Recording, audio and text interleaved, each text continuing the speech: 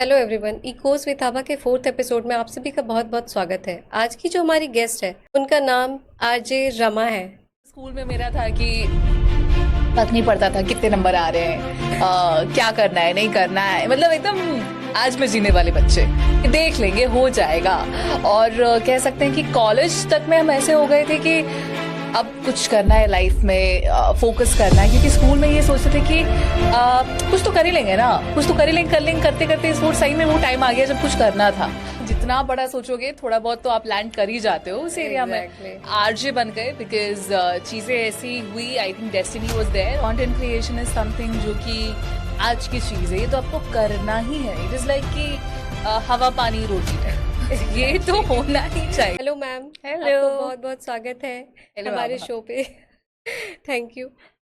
Ma'am, अगर आपकी schooling और कॉलेज करियर का बात करें तो कैसा रहा वो सफ़र, स्कूलिंग और कॉलेज? आई वुड से कि स्कूलिंग और कॉलेज का सफ़र मेरी लाइफ में एक बहुत बड़ा रोल प्ले करता है, क्योंकि स्कूलिंग में मेरा मतलब जो अभी हम हैं, जो पर्सनालिटी है और जो स्कूल में पर्सनालिटी थी वो बिल्कुल ही डिफरेंट थी। और कॉलेज में भी आई थिंक वो भी एक पर्सनालिटी अलग तरीके से ग्रो की। तो एक अच्छा रोल प्ले करता है मेरे लाइफ में, बिकॉज ये एक ट्रांजिशन है। जैसे स्कूल में मेरा था कि फर्क नहीं पड़ता था कितने नंबर आ रहे हैं, क्या करना है नहीं करना है, मतलब एकदम आज में जीने वाले बच्चे कि देख लेंगे हो जाएगा। और कह सकते हैं कि कॉलेज तक में हम ऐसे हो गए थे कि अब कुछ करना है लाइफ में, फोकस करना है, क्योंकि स्कूल में ये सोचते थे कि कुछ तो कर ही लेंगे ना, कुछ तो कर ही लेंगे, कर लेंगे, करते करते इस वो सही में वो टाइम आ गया जब कुछ करना था। सो आई थिंक कि हाँ, ये एक बहुत बड़ा रोल प्ले करता है और एक ट्रांजिशन आया है स्कूल और कॉलेज लाइफ में। तो क्या आप शुरू से ही आरजे बनना चाहती थी या फिर आप कुछ और बनना चाहती थी? ये एक करियर का ट्विस्ट था। शुरू से तो हम एकता कपूर की सीरियल्स बहुत देखे थे, तो मेरा मन तो यही था कि एक अच्छा सा टीवी सीरियल हो। और टीवी सीरियल एज इन, जैसे आपने देखा होगा ये रिश्ता क्या कहलाता है या जी। कसौटी जिंदगी की, पाइनियर कह सकते हैं हम इन टीवी या सीरियल्स को। और इनके सीजन्स बने, इनफैक्ट अभी तक भी नागिन के कई सारे सीजन्स जो या चलते आ रहे हैं। तो मेरा मन तो वही था कि एक्टिंग करनी है और कल्चरल आर्ट एंटरटेनमेंट की फील्ड में जाना है।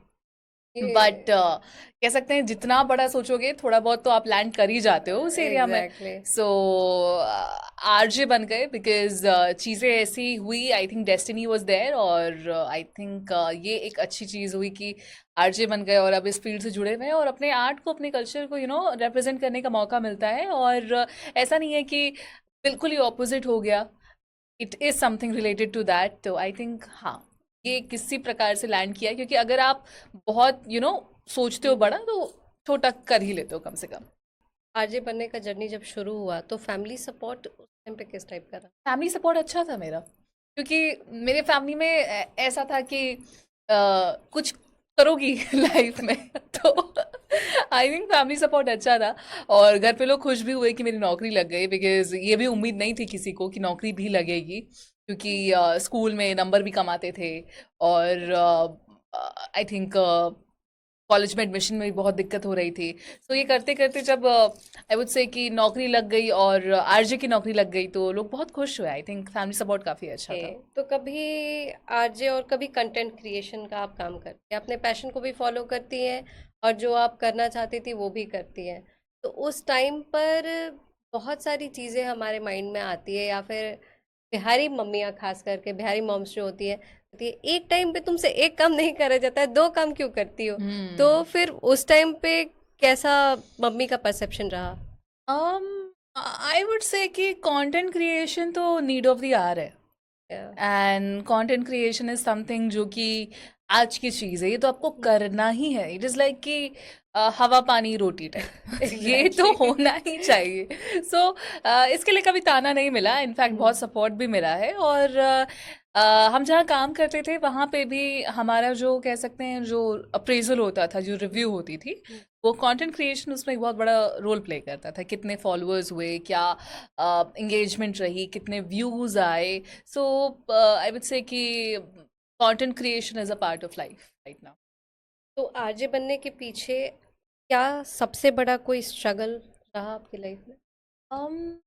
स्ट्रगल एज इन हाँ, एक स्ट्रगल कह सकते हैं कि रेडियो वर्ल्ड में आई वाज न्यू, और कह सकते हैं कि एक बहुत बड़ा गैप जो था वो फिल करना था, क्योंकि मेरे साथ जो लोग काम कर रहे थे वो 20 साल 25 साल से उसी फील्ड में, और अब ये वो लोग थे जो जानते थे कि रेडियो कैसे वर्क करता है, और आई थिंक रेडियो की शुरुआत और इनकी शुरुआत साथ ही में हुई।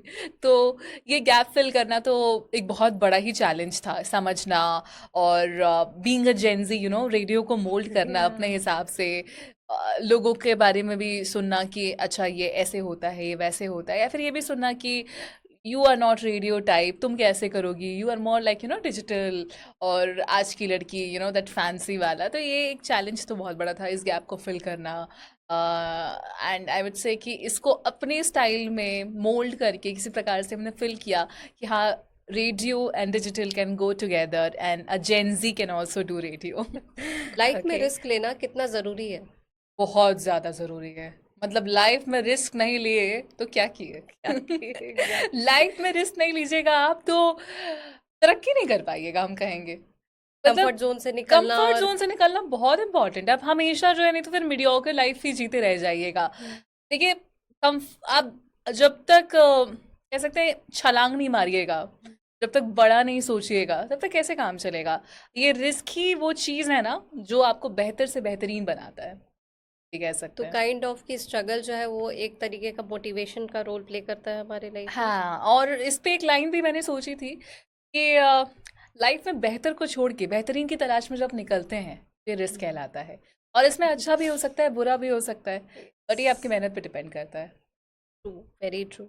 अगर ये आरजे बनने का स्टेप फेल हो जाता तो क्या कोई प्लान बी था? और अगर कोई प्लान बी था तो वो क्या हो सकता?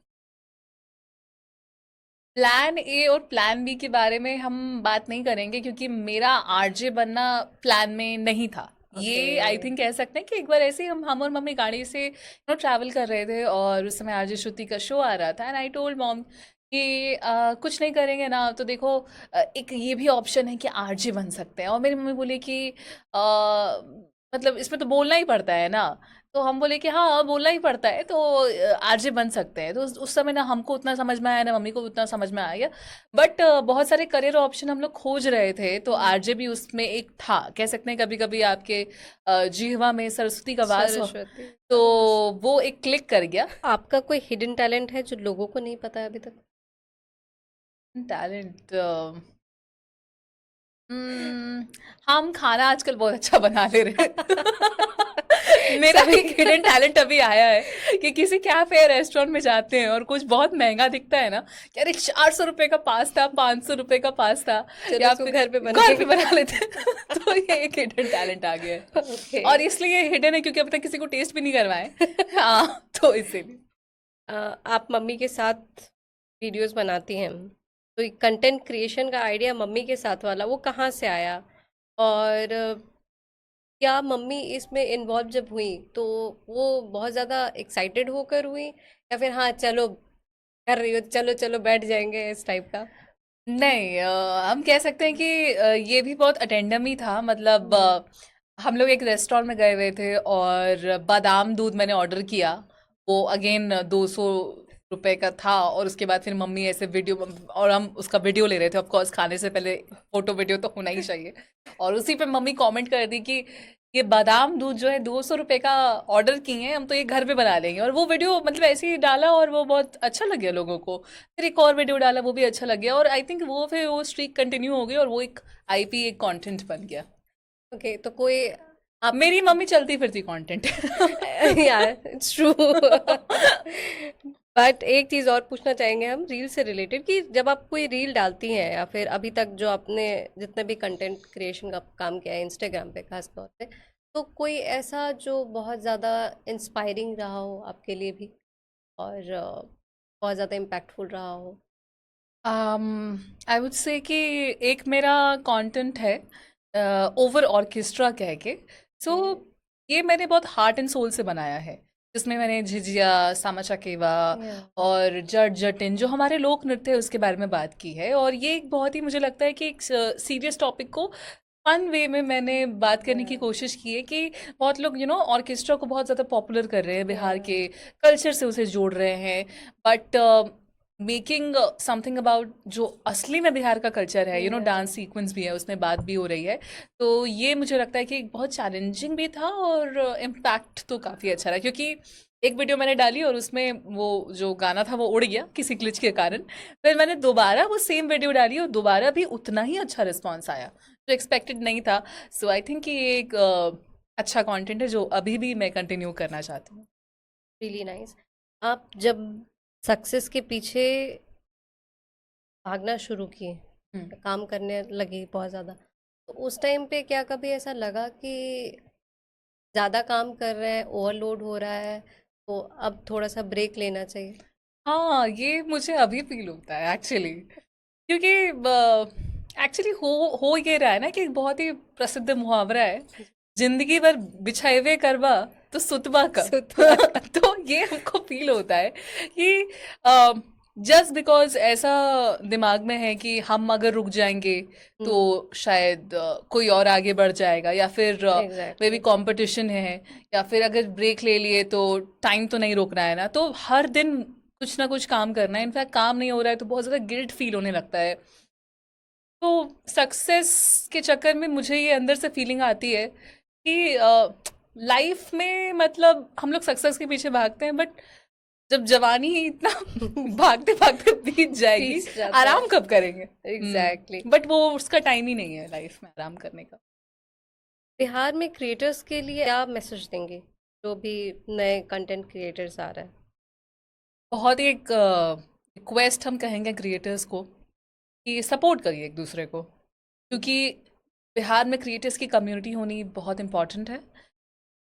बहुत लोग अच्छा अच्छा काम कर रहे हैं, पर वो ही काम अगर आप साथ मिलके करेंगे तो बहुत ही अच्छा काम हो सकता है। Okay. मुझे बहुत ज़्यादा कमी महसूस हो रही है क्रिएटर ग्रुप्स की, तीन चार लोग जो साथ मिलके अच्छा काम करें या हम्म। कुछ अच्छा प्रोडक्शन हो, तो इसकी कमी मुझे बहुत ज़्यादा खलती है, क्योंकि हर इंसान खुद ही में खुद ही से खुद ही को बेहतर करने की राह पे चल रहा है, बट एक जो एग्जैक्टली। टीम वर्क होता है ना, वो बहुत खूबसूरत होता है, और उससे अगर कुछ बन के निकले ना, बहुत अच्छा लगेगा। क्या आपको लगता है कि बिहार में लोकल टैलेंट्स को एक अच्छा प्लेटफॉर्म मिल रहा है और उसको नेशनल लेवल तक ले जाया जा सकता अम, हाँ, ये मुझे लगता है, क्योंकि पिछले कुछ सालों में हमने देखा है कि बिहार में कई सारे स्टार्टअप्स आ रहे हैं, एंटरप्रेन्योर्स आ रहे हैं, बहुत कुछ ऐसा हो रहा है कि जो हमने एक्सपेक्ट नहीं किया था। चाहे वो हम कहें बिजनेस के फील्ड में, चाहे आर्ट के फील्ड फील्ड में कहें, या फिर कंटेंट क्रिएशन के फील्ड में कहें, तो आप देख सकते हैं कि बहुत सारे कंटेंट क्रिएटर्स की मीटिंग्स होती हैं जो है? जी। गवर्नमेंट के द्वारा होती हैं। बहुत जगह फंडिंग हो रही है कि इंडोर्समेंट्स के लिए या एडवर्टीजमेंट्स के लिए, साथ ही साथ उद्योग मेला है, बहुत सारा यू नो ऐसा कुछ इंतज़ाम किया गया है, जिससे चाहे आर्ट कल्चर क्राफ्ट या फिर म्यूज़िक एंटरटेनमेंट के फील्ड में जो कंटेंट क्रिएटर्स हैं या फिर जो एंटरप्रेन्योर्स हैं, उनको अच्छा सपोर्ट मिले। जो स्क्रैच से खुद से शुरू करना पड़ता था विदाउट एनी डायरेक्शन, तो ये एक अच्छी चीज़ हुई आई थिंक। डीडी नेशनल जैसे प्लेटफॉर्म पर काम करने के लेकर के आज तक का जो सफ़र रहा है, उस एक्सपीरियंस को आप क्या कहेंगे, देखती हैं? हम इसको ऐसे देखेंगे कि डीडी दूरदर्शन ये मेरे थोड़े बहुत घर जैसा है, थोड़ा एक सॉफ्ट कॉर्नर है मेरा इस जगह के लिए। और फ्रॉम माय करियर जो स्टार्टिंग स्टेज था और अभी भी अगर हम कह सकते हैं, तो एक अच्छा सपोर्ट मिला है। और पूरा एक ओवरऑल कह सकते हैं डेवलपमेंट होता है जब आप टीवी पे काम करते हैं। जैसे रेडियो में तो आपकी सिर्फ आवाज़ सुनाई देती है, हम्म। पर टीवी में आपको अच्छा दिखना भी पड़ता है, आपके एक्सप्रेशंस भी हैं, आई कांटेक्ट है, कैमरा है, पूरा ओवरऑल आपको जो है तैयारी करके जानी पड़ती है। जबकि रेडियो में बहुत बार ऐसा हुआ है कि ऐसे पजामा टी शर्ट में बैठे हुए और बातें कर रहे हैं, तो एक वो कंफर्ट आ जाता है। बट यहाँ पर आपको तैनात रहना है, आपको तैयार रहना है, और बिल्कुल किसी चीज़ में चूक नहीं हो सकती है। बहुत लोग कहते हैं कि दूरदर्शन है थोड़ा स्लो, कह सकते हैं कि हाँ पुराना मीडियम है, बट हम ऐसा कहेंगे कि ये ओजी है। जो जेनजी का वर्ड है ना, this is the OG thing. ये आपको पूरी तरीके से तैयार करता है। आपकी भाषा शुद्ध होनी चाहिए, आपका जो कह सकते हैं डिक्शन वो अच्छा होना चाहिए, और किसी भी आर्टिस्ट के लिए, किसी भी क्रिएटिव पर्सन के लिए इससे अच्छा प्लेटफॉर्म नहीं हो सकता है अगर आप अपने करियर की शुरुआत करना चाहते हैं। ओके। आपको क्या लगता है कि इंटरव्यू देने से पहले नर्वस आदमी होता है या फिर इंटरव्यू लेते टाइम ज़्यादा नर्वस होता है, और ख़ास तौर से आप जब इंटरव्यू लेती है तो आपको क्या फील होता है उस टाइम पर?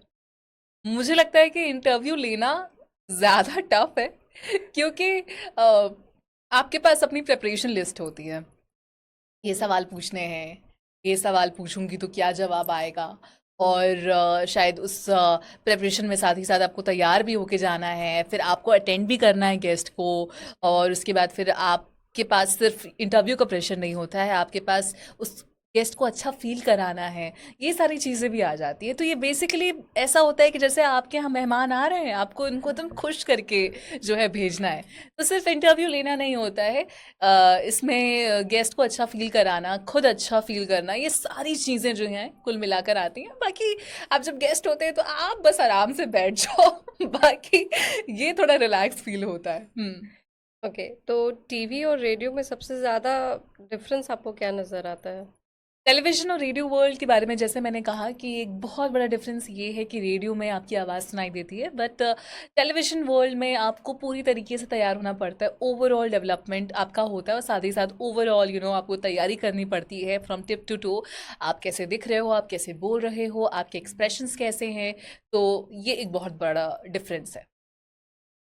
तो रेडियो छोड़ते टाइम आपको डर लग रहा था ऐसा कि ये हम छोड़ रहे हैं और फिर हम नेक्स्ट आगे हम क्या कुछ इससे भी अच्छा कुछ न्यू प्लान करें अपने लाइफ में, अपने करियर के लिए? मैंने रेडियो को कभी छोड़ा नहीं है, आई अरे। वुड से, क्योंकि मेरे कंटेंट में, मेरी बातों में हमेशा रेडियो जो है वो ज़िंदा रहता है। इनफैक्ट बहुत सारे लोग कभी भी कहते हैं कि आपके बोलने का स्टाइल बहुत अच्छा लगता है, तो ये देन तो सिर्फ रेडियो की ही है, क्योंकि आप सोचो कि एक आवाज़ पे इतनी मेहनत होती है रेडियो वर्ल्ड में, सिर्फ जी। आपकी आवाज़ पे, तो वो जब इतना सारा इनपुट सिर्फ आवाज़ पे लग रहा है, तो ये ऑफ कोर्स आपके पर्सनैलिटी में कुछ तो ऐड करता ही है ना। तो रेडियो को मैंने कभी छोड़ा नहीं है, इनफैक्ट हो सकता है कि फिर से रीजॉइन करूं, और बहुत सारे ऐसे ऑफर्स भी आते रहते हैं। सो आई थिंक कभी डर इसलिए नहीं लगा क्योंकि मैंने जैसे कि आपको कहा कि बेहतर को छोड़ के बेहतरीन की तलाश में निकलना exactly. Is risk, and touch wood, jinx नहीं करना चाहेंगे, बट जर्नी अच्छी चल रही है। That's really nice. ऑडियंस को मम्मा बेटी का जो कंटेंट है इतना पसंद क्यों आ रहा है? क्योंकि उनको ये अपना कंटेंट लगता है, क्योंकि ये रिलेटेबल लगता है, और ये अपनी कहानी लगती है। तो मुझे लगता है कि जब मेरी मम्मी मुझे डांटती है तो इनको बड़ा मज़ा आता है तो जब मुझे मार पड़ती है इनको बड़ा मज़ा आता है। तो ये सारी चीज़ें जो है उनको रिलेटेबल लगती हैं, और जब कुछ अपना सा लगता है ना तो वो क्लिक अच्छा कर लग ही जाता है। जाता है। हाँ। ओके। आपका एक इंस्टाग्राम पर एक पोस्ट था जिसमें आपने अपने कैप्शन में लिखा है देसी ग्रीन फ्लैग। हम्म। सो वो आपकी लाइफ पे कैसे डिफाइन करता देसी ग्रीन फ्लैग ऐसे क्योंकि अब देखो आप जैसे देसी लड़कियां जो होती हैं, है? जो बिहार की लड़कियां होती हैं, इनको ज्यादा ट्रिम ट्राम चाहिए नहीं। आप कहोगे तो ये बिल्कुल लाचे और कैपेचिनो भी पी लेंगी, और आप कहेंगे तो ये कुल्हड़ वाली चाय भी पी लेंगी। एग्जैक्टली। आप कहोगे तो ये आपके साथ मॉल में भी शॉपिंग कर लेंगी, नहीं तो हथवा मार्केट और खेतान मार्केट में भी कर लेंगी। आप कहोगे तो ये वेस्टर्न भी पहन लेंगी, एकदम बैकी जीन्स और हुडी, और आप कहोगे तो ये साड़ी भी एकदम बढ़िया से पहन लेंगी। तो इसलिए देसी just green like you. Flag, जो which defines every Bihari girl, जो कि हर चीज या। में सेटल हो जाती है। Okay ma'am, rapid fire session पर आते हैं।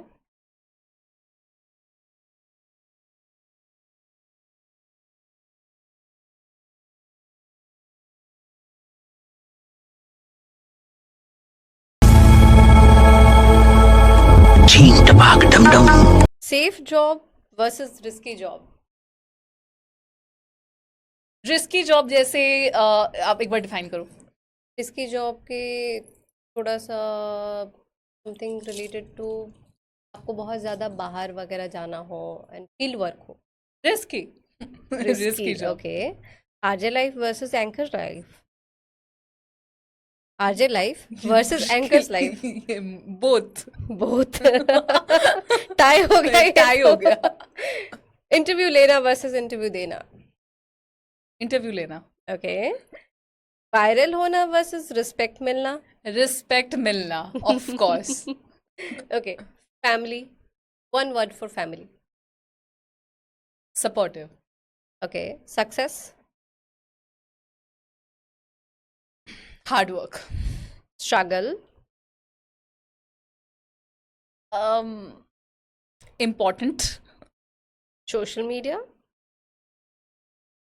Life. Comfort food, bird food, दाल चावल चोखा। insane.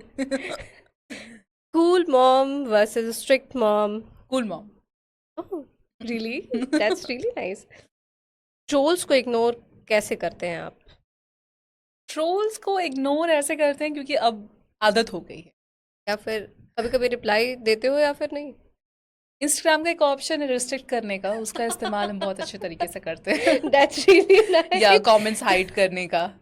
सो अब it has become like something जिसकी अब मुझे प्रैक्टिस हो गई है। Good good. स्क्रिप्ट फॉलो करती हो या अपनी मन मर्जी से करती हो? अपनी मन मर्जी से करती हूँ।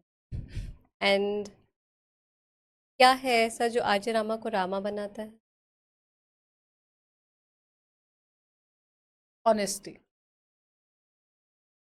ऑफ माइक आर्य रामा कैसी है? ऑफ माइक आरजे रमा भुलक्कड़, लेट, और कह सकते हैं कि अनफिल्टर्ड। हाँ। तो रामा नाम किसने रखा था?